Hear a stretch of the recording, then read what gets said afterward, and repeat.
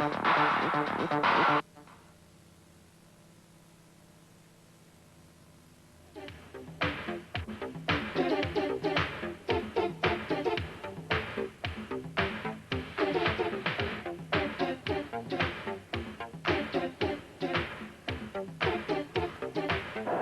إذن الملعب الميدي من تحقيق الحلم اللي ينتظره جميع أهالي المنطقة منذ سنين بعد صعوده للقسم الوطني A لأول مرة في تاريخه جولتين قبل نهاية الموسم.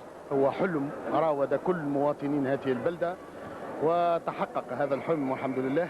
وعلى كل حال سنحاول بكل ما في وسعنا من جهد وقوة أن نواصل المسيرة على نفس النسق وعلى نفس العمل والكد والجد اللي بذلناه، وسيكون للميدا بإذن الله شأن في وقول في المستقبل إن شاء الله مع الفرق القومية. نجاح الملعب الميدي سنة ما كانش في تسيير فقط أو بفضل من اللاعبية، بل كذلك كان الفضل فيه الإطار الفني اللي سبقه أن نحقق نفس النجاح الموسم الفارط مع جندوبة الرياضية. من هنا نعنيو الشادلي القايد الحارس الدولي السابق للنادي الإفريقي. فماش سر، معنا فما طريقة عمل أنا سنست بها وتعديت عليها في طيلة المشوار الرياضي نتاعي. كملت بنفس الطريقة، العمل الجدي. فما حاجات معناها نطلبهم من اللاعبين باش يكون مواظبين على التمارين، التركيز الكلي.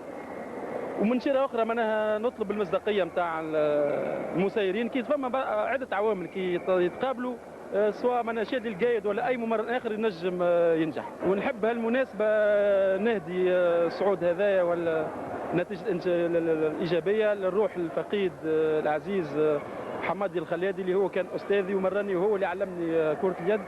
ونتفكروا في اللحظه هذه انا قاعد نتفكروا خاطر هو حقيقة اللي كان من أحد الممرنين ممكن أكثرهم اللي يساهم في نجاحي كلاعب وكممرن. خدمنا بالكدا ورقينا زعما حطينا اليد في اليد، وهذيك زعما سبب الطلوع نتاعنا. بالطبيعة كل تضحية تليها نتيجة طيبة، الحمد لله طلعنا ونهدي للصعود هذا لجمهور الميدان. الضغط الكل كان على ملاعبية الملعب التونسي اللي فوتوا الفرصة على أنفسهم للقيام بدورتهم الشرفية في قاعتهم، وما كان عندهم خيار كان الانتصار نهار السبت امام الملعب الميدي في الميدا بالذات. مقابله نتاع موسم كامل ضيعنا طلوعنا من الجمعه اللي فاتت، لزوم اليوم عندنا خيار كان الانتصار. الهاجس الكبير اللي انتاب ملاعبيه الملعب التونسي هو الخوف من الانهزام اللي اثر على ادائهم ثلث العشر دقائق الاولى من المقابله، اللي وجد زملاء بالعربي صعوبه كبيره في اختراق الدفاع المنافس اللي خذا الاسبقيه منذ البدايه، لكن الوضعيه هذه ما توصلتش.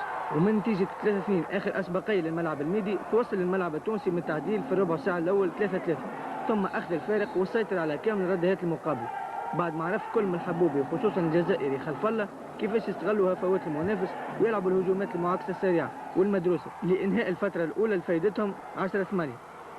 في الفترة الثانية وصل أبناء المدرب حامو على نفس النسق وساعدوا الفارق إلى 5 نقاط كامل، وكان البروز كالعادة لليساري خلف الله وكذلك الحبوب. كذلك ما نساوش الدفاع الممتاز للملعب التونسي واللي كان وراه حارس ممتاز متحضر كما يلزم له الكرات اسمه معز البرهومي، لكن في اواخر المقابله رجع ابناء القايد في النتيجه بعد تراجع مردود ابناء الملعب التونسي بعد المردود الممتاز لقلب الهجوم طارق البختي وكذلك كمال هديدر اللي كادوا يقتلعوا التعادل لتنتهي المباراه فوز الملعب التونسي عن جداره 19-17.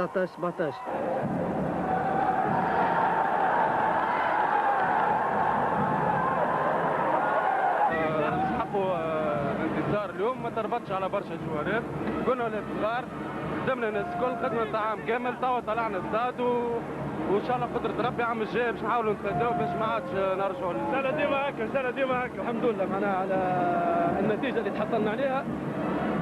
ومعناها ايش نقول لك انا معناها هذا كله معناها نحطوا اولا وبالذات معناها التضحيات معناها المسؤولين، ثم معناها اللعيبه اللي شدوا معناها صحيح معناها وحطوا معناها هدف معناها اساسي ما قدام عينيهم معناها هو الطلوع، والحمد لله ربي وفقنا معناها باش تحصلنا على الصعود.